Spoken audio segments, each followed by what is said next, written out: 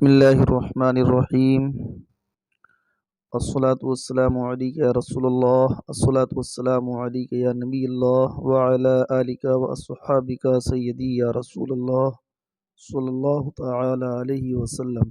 ناظرین کرام، آج ہم بات کریں گے وہ کون سے اوقات ہیں جن میں نماز پڑھنا جائز نہیں۔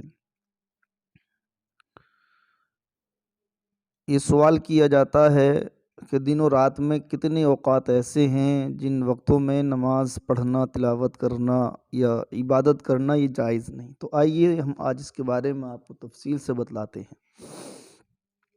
کیا رات اور دن میں کچھ وقت ایسے بھی ہیں جن میں نماز پڑھنا جائز نہیں؟ جی ہاں، سورج نکلنے کے وقت، صبح میں جس وقت سورج طلوع ہوتا ہے اس وقت نماز پڑھنا جائز نہیں۔ سورج نکلنے کے وقت اور شام میں سورج ڈوبنے کے وقت اور دوپہر کے وقت کسی قسم کی کوئی نماز پڑھنا جائز نہیں۔ البتہ اگر اس روز عصر کی نماز نہیں پڑھی ہے تو سورج ڈوبنے کے وقت پڑھ لے، مگر اتنی دیر کرنا سخت گناہ ہے۔ تو ناظرین کرام، معلوم ہوا دن و رات میں 3 اوقات ایسے ہیں جن وقتوں میں سجدہ کرنا، کسی طرح کی نماز پڑھنا جائز نہیں۔ صبح کو سورج نکلنے کے وقت، شام کو سورج ڈوبنے کے وقت اور دوپہر میں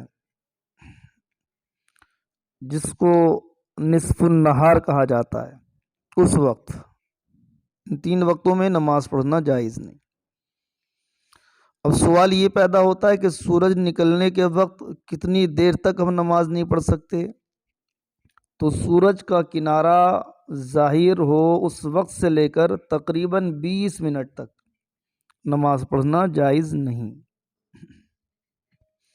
یعنی جس وقت سورج طلوع ہونا شروع ہو جائے، جب سے لے کر 20 منٹ تک آپ کسی قسم کی نماز نہیں پڑھ سکتے، یہ مکروہ وقت ہے۔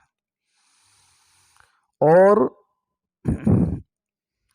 سورج ڈوبنے کے وقت، جب سورج پر نظر ٹھہرنے لگے اس وقت سے لے کر ڈوبنے تک نماز پڑھنا جائز نہیں،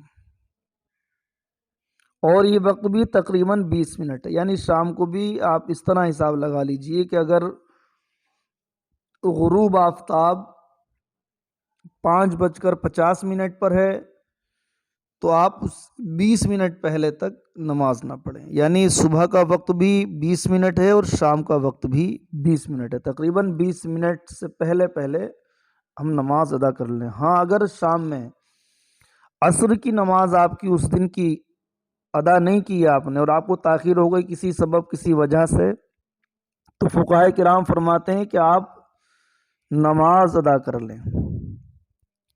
اگرچہ اتنی دیر کرنا سخت گناہ ہے، لیکن اس کے باوجود حکم یہ ہے کہ آپ نماز قضا نہ کریں بلکہ اس کو ادا کر لیں۔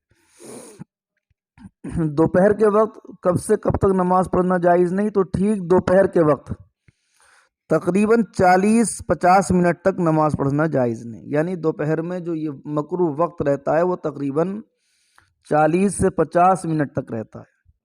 تو ناظرین کرام، ان 3 اوقات کا ہم صحیح طرح سے علم رکھیں، اور آج الحمدللہ آسانی ہے کہ ہماری ہر مسجد میں نقشے موجود ہیں اوقات صوم و صلات کے، اس کے ذریعے ہم جب نماز پڑھنے جایا کریں تو ان نقشوں پر بھی ہماری نظر ہونا چاہیے، تاکہ ہمیں اس بات کا علم رہے، خیال رہے کہ کون سی نماز کا وقت کب شروع ہو رہا ہے، طلوع کب ہو رہا ہے، غروب کب ہو رہا ہے اور نصف النہار کب ہو رہا ہے۔ یہ چیز ہمارے ذہن میں ہونا چاہیے اگر ہم نمازی ہیں تو۔